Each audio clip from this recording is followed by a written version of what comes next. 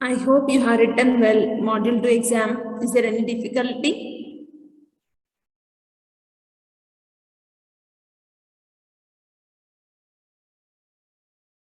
Respond.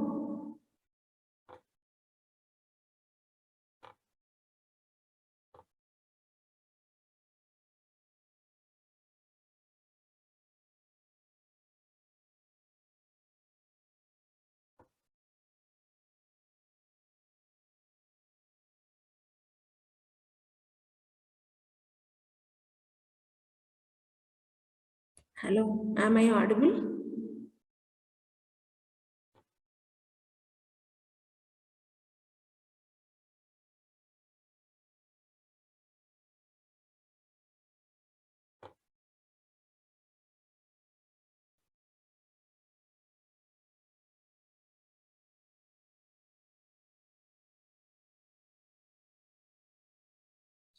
CS 11 students.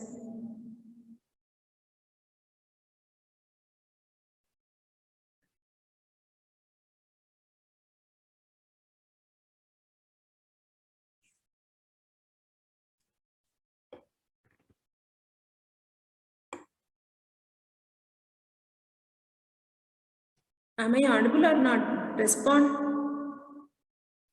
Yes, ma'am. Okay. So we'll discuss module 3. So module 3 is all about number theory and asymmetric key encryption. So till now we discussed only symmetric key encryption. So in module 3 we'll discuss asymmetric key encryption. So what is meant by this asymmetric key? Means sender and receiver will have different keys for encryption and decryption. Sender, suppose if Alice is a sender and Bob is a receiver, so at the sender side encryption will be done so with the help of the key, and at receiver side decryption will be takes place with the help of the key again. So asymmetric key encryption means, so key which is used for encryption will not be used for decryption. So it is different. So K1 is not is equals to K2.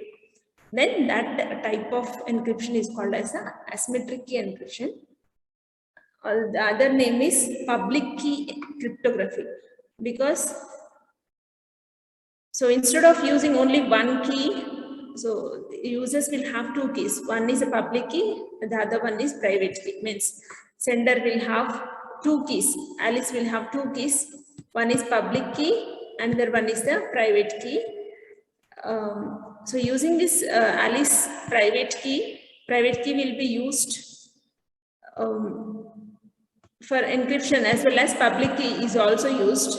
And at decryption side, again the receiver will have the private key. So using this receiver's private key and this public key of the sender will be used. Public key will be used at the decryption side. So public key is known to everyone. So till now in symmetric algorithms, only encryption or decryption algorithm is known or public. Key is shared between sender and receiver. Whereas in asymmetric key or public key cryptography, two keys will be there. One is private key, the other one is public key. So public key is known to everyone. Even the opponent will know the public key, but the confidentiality will be there between with the private key of the sender. So, and here it uses the different keys for encryption and decryption. That is why it is called as asymmetric key. And we have to discuss this number theory. So number theory plays a vital role in cryptographic algorithms. So whatever the algorithms we discussed till now, like DES, AES, some mathematics will be used. Some mathematical notations and mathematic concepts will be used. So majorly in asymmetric key algorithms, I mean in public key algorithms, this number theory will be used. So we'll discuss number theory as well as asymmetric key encryption in module 3. And this is a syllabus The topics are divisibility and division algorithm. So we'll discuss the division algorithm. So some algorithms are defined in order to find the GCD of two numbers. To find the GCD of two numbers, that is Euclidean algorithm, and we'll discuss a modular arithmetic. So mod operation plays a vital role again in encryption and decryption procedure. We'll discuss how a modular will be calculated in with the numbers and the prime numbers. So generally, whenever we represent a number, so there will be of two types of numbers, prime numbers and the composite numbers. Numbers, if we take any natural numbers, so prime numbers will be there, remaining all are the composite numbers, isn't it? So generally any number can be represented with using the prime numbers. Every number can be represented with using the prime number, means it is a product of the prime numbers. So we'll see how a number will be represented and the prime numbers and all. And in order to perform this modular arithmetic, we'll use some algorithms. Again, Euler's algorithm, Fermat's algorithm, we'll see them. And the Chinese remainder algorithm, theorem, all these are for number theory. We'll discuss all those algorithms, theorems. And principles of public key crypto system. So just now we discussed what is a public key encryption. And one among them, so it has many types of algorithm. Public key, there are many public key algorithms. RSA algorithm is one among the public key algorithms. So the famous algorithm. And the security issues in the RSA algorithm, and also another algorithm. Diffie-Hellman is one of the public key algorithms. So we'll discuss these two algorithms. Generally, encryption, so algorithm, symmetric key algorithms like DES, AES are used to encrypt the plain text or the data, the original data which is transmitted over the network. But key will also be transmitted over the network. Key will be shared between the sender and receiver, isn't it? Again, that will be, if we use some internet or something, so again it is an insecure channel. And in order to encrypt the key, isn't it? Again, so we should not, sender and receiver should not transmit the key over the insecure channel directly. Instead, key should be encrypted. So some algorithms are there in order to encrypt the key. So till now, what are the algorithms we have discussed? Those are for encrypting the plain text. Whereas this Diffie-Hellman key exchange is one of the public key algorithms, and it is used to encrypt the key. Okay, in order to encrypt the key, this algorithm will be used. The key size will be less compared to the plain text size, isn't it? So we'll discuss all those algorithms, and these are the learning outcomes of this module. So you'll be able to get idea about the divisibility, modularity, these concepts, these number theory concepts, and RSA algorithm, and the Diffie-Hellman key exchange. Key exchange, if you observe, the topic name is also key exchange, Diffie-Hellman key exchange. So key will be encrypted, and that encrypted key will be transmitted over the network, shared between sender and receiver. That is why this algorithm is called a key exchange algorithm. And so coming to the number theory concept. So in order to understand some cryptographic algorithms. So as I said, so cryptographic algorithms like RSA, mainly RSA uses the number theory. Even Diffie-Hellman uses the number theory. That is why we are discussing number theory in module 3 instead of in module 1. Algorithms are not using, did not use this number theory concepts, whereas the public key algorithms will use the number theory concepts. So mainly we should discuss about the number theory and the abstract algebra. We'll discuss them. So number theory, so it deals with the theory of numbers and is probably one of the oldest branches of mathematics. So mainly we need to discuss the concepts like prime numbers and the greatest common divisor, that is GCD. Okay, so prime numbers, what are the prime numbers, and not what are the prime numbers, how a number can be represented using the prime numbers. As I said, every number can be represented or denoted by using the prime numbers. It's a product of prime numbers. So we'll see so how a number will be represented with a prime number and the GCD of two numbers using different types of algorithms. So we know, so how can we calculate the GCD of two numbers? Anyone can unmute and tell the procedure for calculating GCD?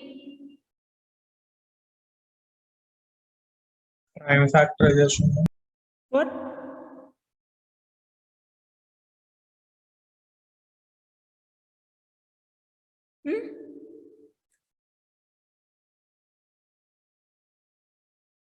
Factorization, you said, right? Yes, ma'am. Okay. So in order to find out the GCD, so we need to take two numbers and yes, we need to take the factorization. So simply we need to perform the, we need to take the greater number and then the second number, so which will be so the greater number will be the multiple. So we need to take the multiples of the smaller number and the remainder, isn't it? The remainder value. So we'll, apart from that procedure, we'll see some other algorithms which are used to find the GCD of two numbers. And also we'll discuss this modulus operator. Generally, modulus operator gives what? What is meant by modulus operator? Modulus operator in C language, suppose if I have 2 mod 5, if I represent some x is equals to 2 mod 5, what is the result? Or if I represent x is equals to 8 mod 5, just tell me what will be the result. 2 mod 5 is 1, ma'am. 1. What about 8 mod 5?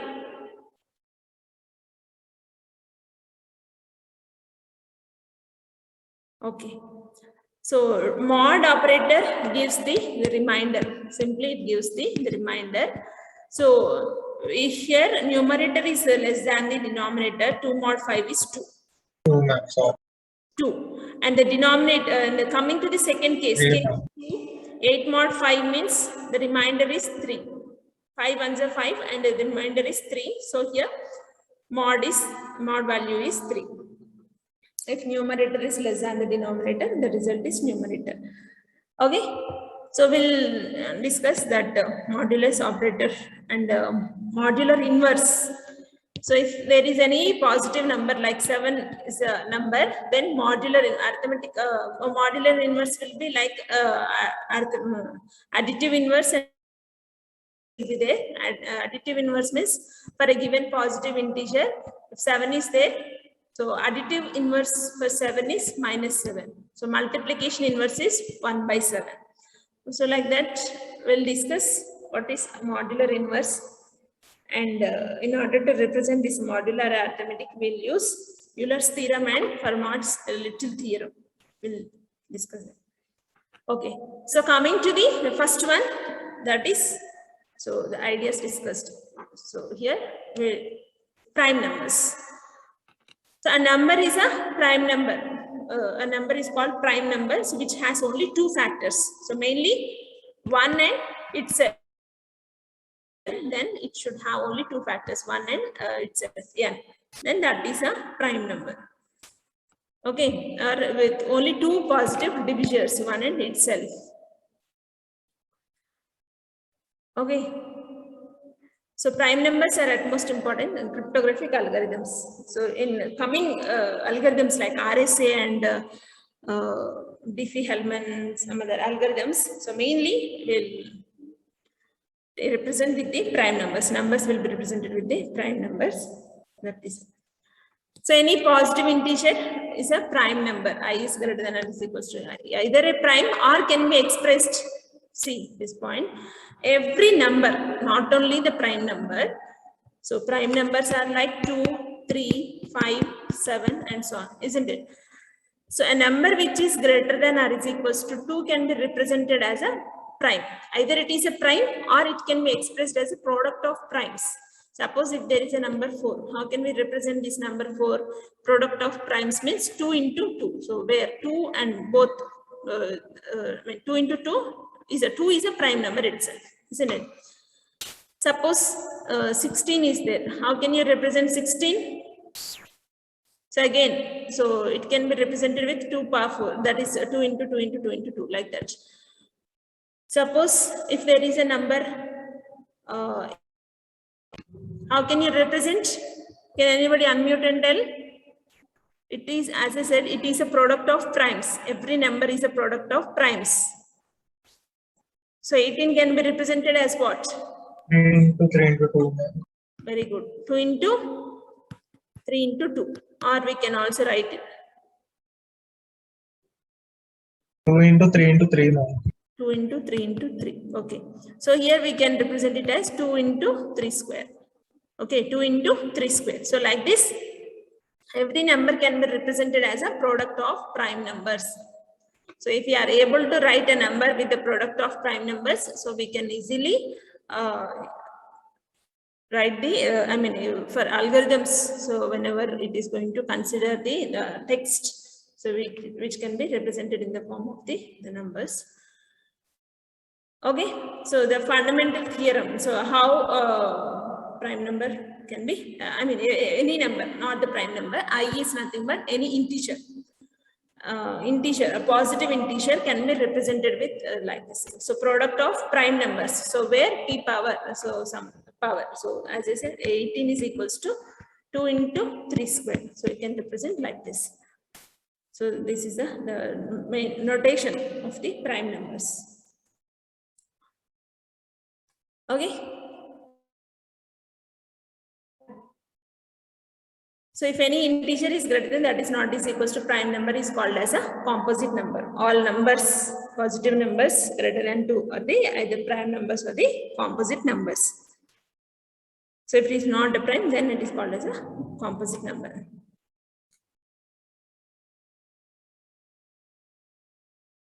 Of the nor a composite number, the first 10 prime numbers are there. Next, division.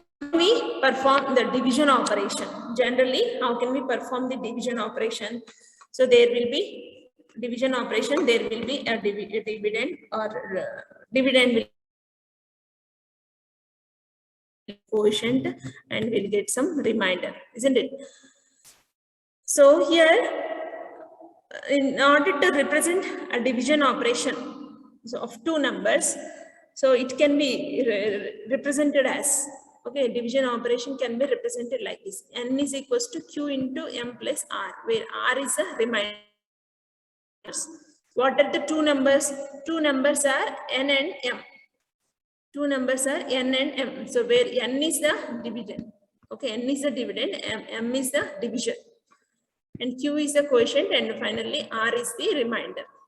Okay, so here we are taking all the integer numbers, not the real numbers. So this modular arithmetic are represented using only the integers. So that is why we are going to take a remainder separately instead of taking the decimal numbers. So division of two numbers M and N will be represented as N is equals to Q into M plus R, where all these three N, Q, R are integers and M is a positive integer. So M is a positive integer. Okay, and the value of m is, value of m is greater than r. Okay, our remainder is always less than the division, isn't it? So the remainder, so in this modular arithmetic or in number theory, so the remainder is also called as the residue. Remainder is called as a residue, and this residue is a non-negative value. Okay, it is a non-negative, that is either it can be a positive value or the 0. And so always divisor, that is m is greater than r, and it is a positive integer, and r is also a positive integer. Okay, r is also a positive integer.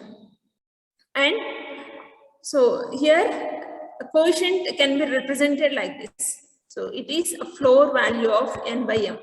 Floor value of n by m. So floor value means, so what are the decimal value? So by performing n by m, suppose if we take n is equals to 6 and m is equals to 5. What is n by m?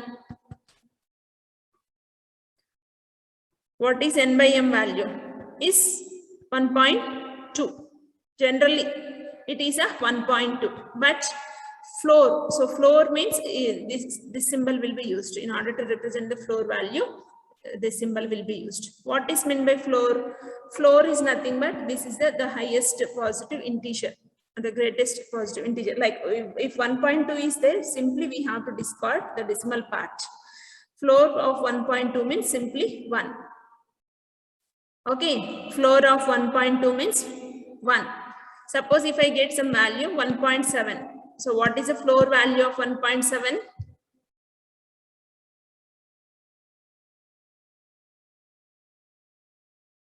Floor of 1.7 is what?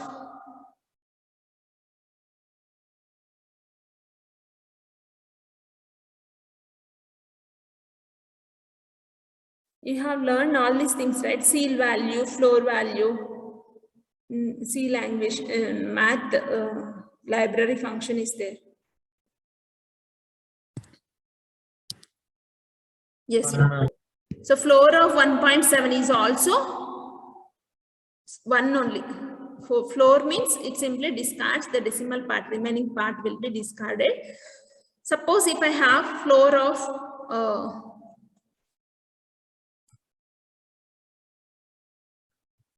so if I have floor of minus 1.7, okay, what is the result?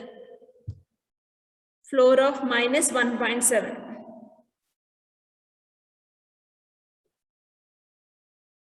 So if you see the definition, so floor of integer x is the greatest integer which is less than or is equals to x. Yes, and you can give your answer, unmute and answer, or you can give your answer in chat box.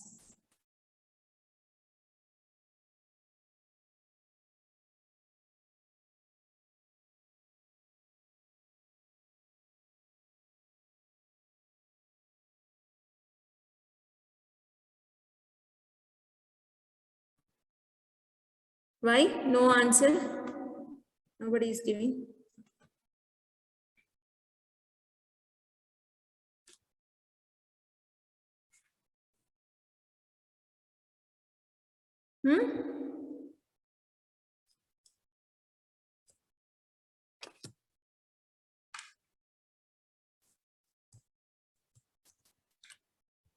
What happened?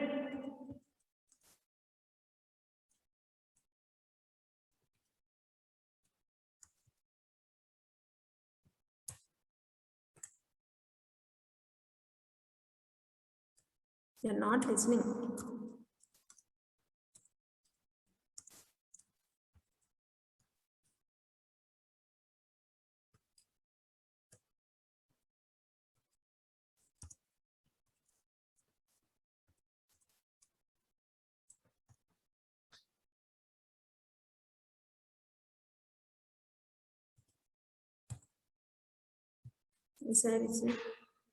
Yes, one student is saying -1. No, but it is not -1 because 1.7 minus 1.7 means in the value which is less than 1.7, the greatest integer which is less than 1.7. The greatest integer which is less than 1.7 is minus 2. Okay, which is less than minus 1.7 is minus 2. Floor value of minus 1.7 means minus 2. Whereas floor value of positive number 1.7 is 1. Okay, minus 2 is less than minus 1, whereas 1 is less than 1.7. Like that. Okay. Next. So notation. So this is the seal. So seal operation symbol is this one and floor is like this.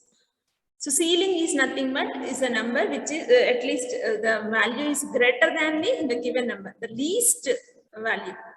I mean, suppose if we take 2.3, okay, 2.3, seal of 2.3. So seal of 2.3 means the next integer. Simply we have to round it to the next integer. Even though it is 0.3, we have to round to the next integer. So 2.3 is nothing but 3. Suppose 2.8 is there. Again, what is the result? Seal of 2.8 is 3. Suppose if I take minus 2.3, what is the result? And minus 2.8. What is the seal value of minus 2.8?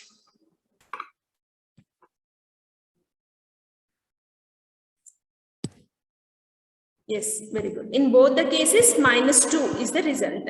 The next, the definition is the least integer which is greater than the given number. The value should be greater than the given value. Okay, so in case of 2.3, 3 is greater than 2.3. In case of minus 2.3, minus 2 is greater than minus 2.3. Okay. And so example, okay, this one, the example for division operation. So division operation, how did we represent? Division can be represented like this. M is equals to Q into M plus R. This is the division representation.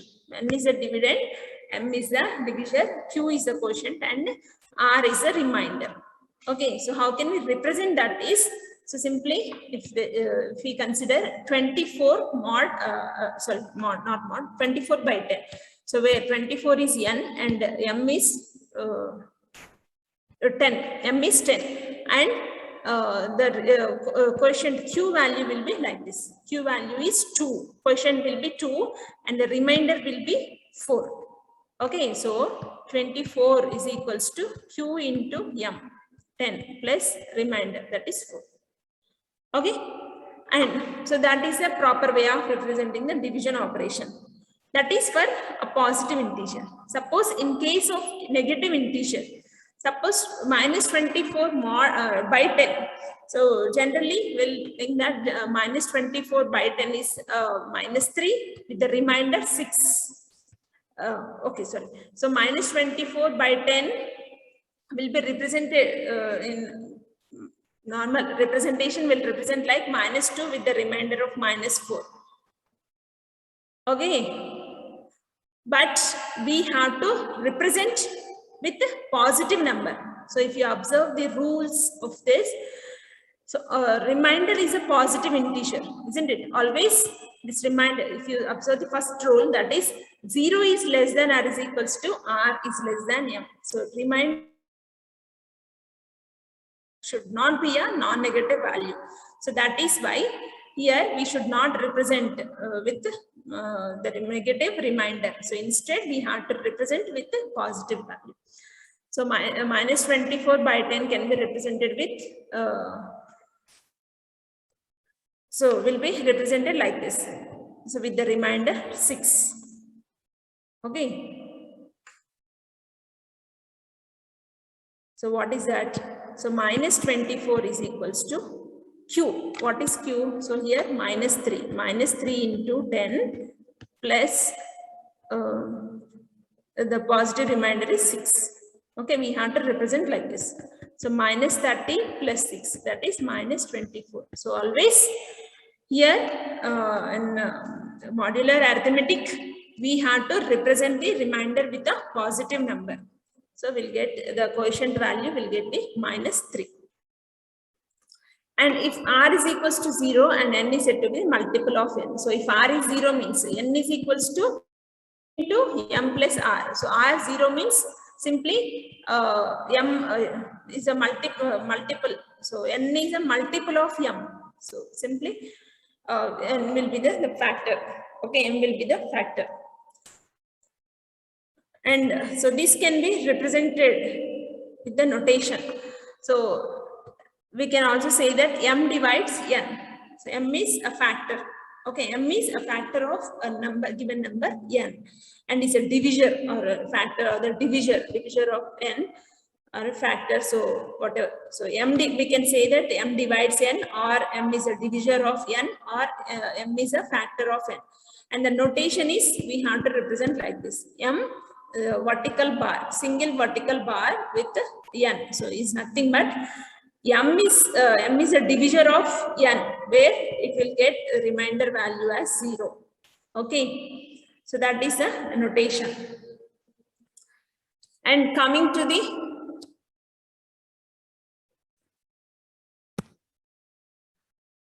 okay, so this is the division representation. So how can, whenever we are going to represent division of two numbers using the integer values, not the decimal numbers, using the integer values, remember always the remainder should be a positive value.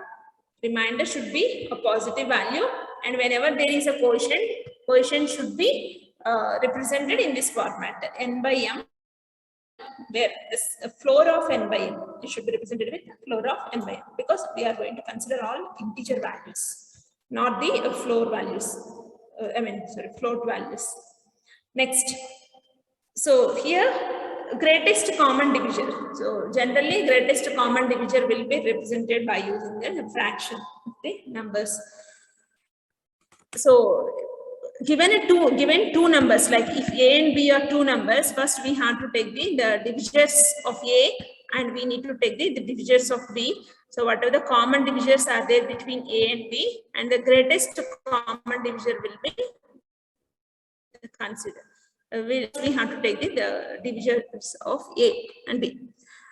So here greatest common divisor. So GCD can be represented with, for a given number, two numbers. Okay, a and b are the two numbers, and the greatest GCD is a positive integer. Okay, positive integer.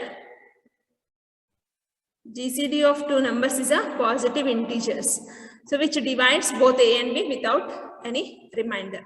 Okay, without any remainder. Remainder will be 0 because it is a factor. So this is the greatest GCD of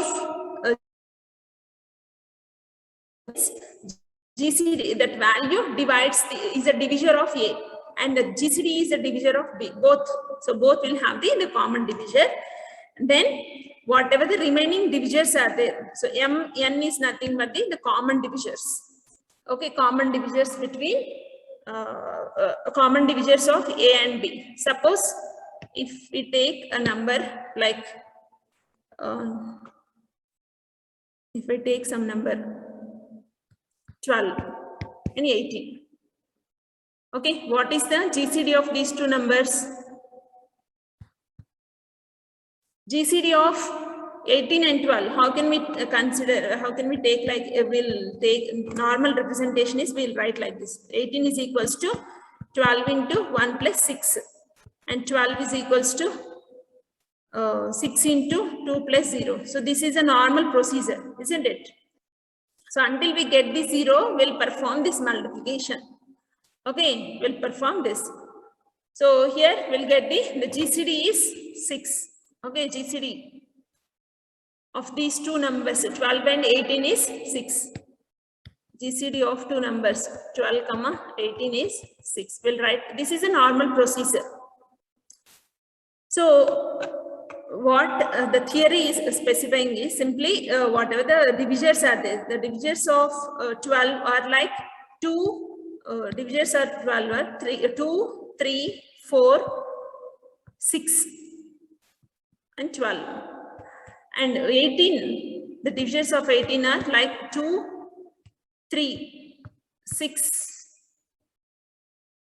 and 9, then 18. So if we consider the common divisors are 2, 3, 4 is not there, 6 is a Six. common divisor. So 2, 3, 6 are the common divisors. That is Mn is equals to 2, 3, 6. Mn is equals to 2, 3, 6. So among them, which is the greatest value? That is 6. So 6 is the greatest common divisor. So this is the theory. So what it is specifying is, so whatever the common divisors are there, 2, 3, 6. So 2, 3, 6 will be divisors of, 2, 3, 6 will be the divisors of the GCD. So GCD of this value. So GCD of 12 and 18 is 6. So here 2 is divisible by, 2 is a divisor of 6 and 3 is also divisor of 6 and 6 is also divisor of 6. Okay. Means whatever the divisors of A is there, for a given two numbers A and B, whatever the divisors of A are there and whatever the divisors of B are there and whatever the common divisors are there, the common divisors, all common divisors will be divisible by the GCD, this one. So the common divisors will be divisible, all common divisors will be divisible by the GCD of two numbers.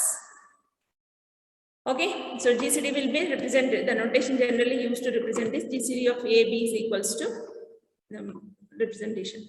So if GCD of A and B is equals to 1, the common divisor is 1, then there is no common factor between the two numbers. Okay, so that type of, if for a given numbers A and B, so if GCD of A and B is 1, then those two numbers are called as the relatively prime numbers. Relatively prime, these two are called as the relatively prime, or we can call it as the co-prime numbers. These two numbers.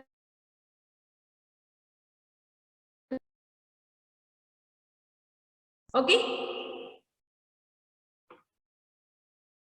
See, so again, in order to perform, in order to encrypt the data using the public key encryption like RSA, so GCD will be used, GCD operation will be used.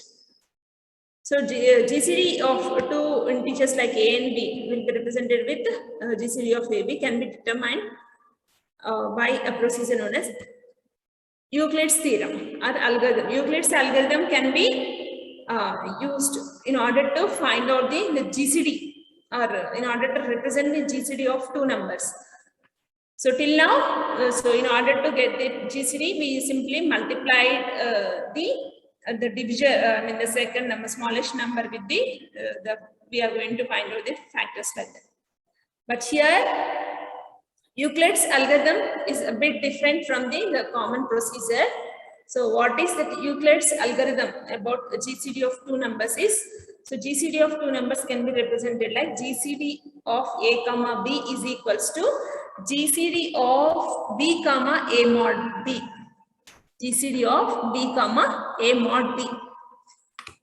Okay, GCD of B comma A mod B.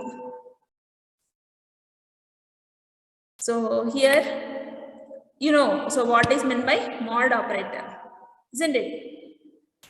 Suppose if I write GCD of same 12 and 18 using Euclid's theorem, so is nothing but GCD of B comma A mod B. Okay, B comma A mod B. So like 12 comma 18 mod B, that is 18 mod 12. So what is this? This is GCD of 12 comma 8 mod 12. What is the result of 8 mod 12?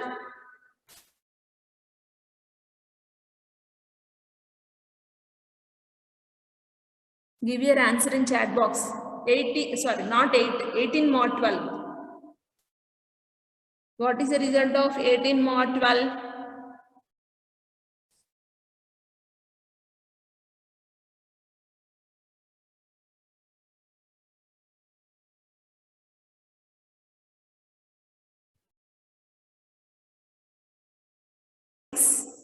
So again, so GCD of 12 comma 6 is nothing but GCD of 6 comma 12 mod 6.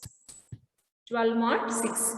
That is equals to GCD of 6 comma. What is 12 mod 6? 12 mod 6 is 0. Okay, 12 mod 6 means 6 1s are 6, 6 2s are 12. So remainder is 0. That is why mod is nothing but the remainder.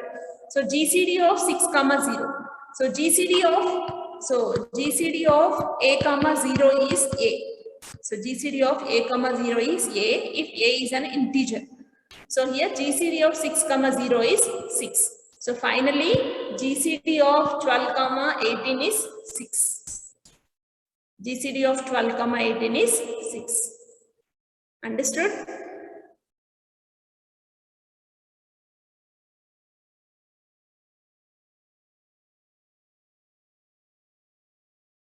Are you listening or not?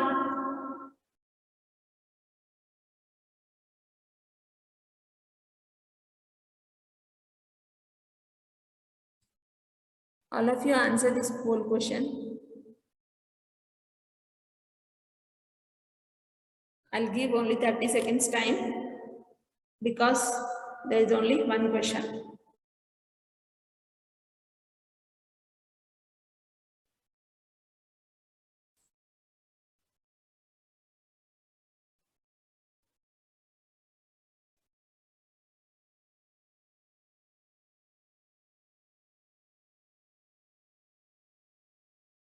Only 7 students out of 43. The strength is 43, but the response is only from. I'm going to end the poll. I'll give attendance to the students, those who given response to the poll question.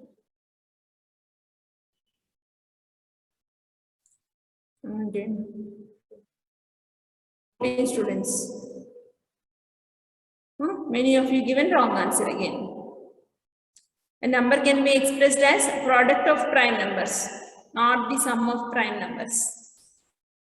Any number can be represented as product of prime numbers, isn't it? So GCD, so using the Euclid's theorem, Euclid's algorithm, is GCD of a number, comma, GCD of a comma b is nothing but GCD of b comma a mod b. Okay, so if we simplify this, so we'll get GCD of 6 comma 0, where 6 comma 0. So GCD of a comma 0 is a. So that is why GCD of 12 and 18 is 6. So this is the Euclid's algorithm for GCD.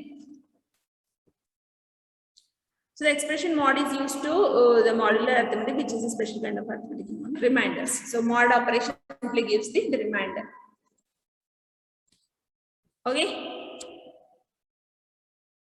So coming to the next the notation which we use for cryptographic algorithms is the this modular this congruence symbol. The congruence symbol. So we'll see what is the congruence of two numbers. So congruence is nothing but, so if there is a representation, a number n is there. So if that number can be represented with this format, okay, can be represented like if the number, so n mod m, whatever the result will be given by n, a number n is there, and if the result of n mod m is some x and the result of some other number, okay, so we'll give the result same x, then both the numbers are called as the congruent. Okay, so n can be called as the congruence of the numbers. Like, so simply, if we take some number 12 mod 8, the result is 4. 12 mod 8, the result is 4. Suppose some number 36 is there, 36. So we can write 12 is equals to 12 is congruently equivalent to 36 mod 8. 36 mod 8, because what is 36 mod 8? 36 mod 8 is 4. Why? Because 8 4s are 32, remainder is 4. Whereas 12 mod 8 is also is 4. In both the cases, for 36 mod 8 value is 4 and for 12 mod 8 value is 4. Then we can simply write it as 12 is congruently equivalent. Okay, congruence symbol. So here this is congruently, 12 is congruently equivalent to 36. So 12 is equals to 36 mod 8 is a valid representation in modular arithmetic. Okay, understood? Suppose if I take some number, 6 is congruently equivalent to 14 mod n, 4. 14 mod 4. Is it correct or wrong? 6 is congruently equivalent to 14 mod 4. This one is 6 is congruently equivalent to 14 mod 4 or not? This is the valid representation or not?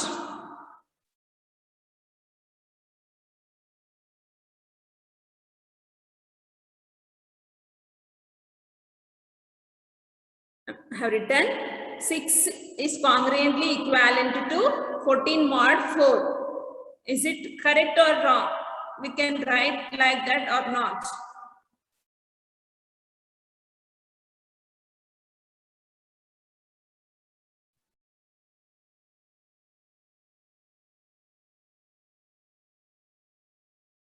We can write, because 6 mod 4.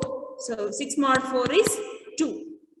And also 14 mod is also 4.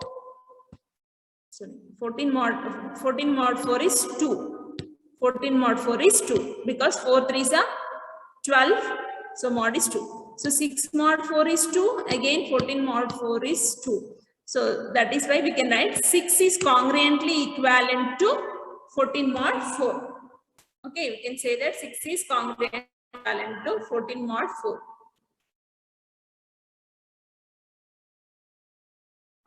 Okay, you can go through the description. So congruent relationship holds, that is n is congruent to r mod m. N is congruent to r mod m, where the modulus operator produces the remainder. So whatever the remainder will be produced when the integer of its left is divided by the modulus.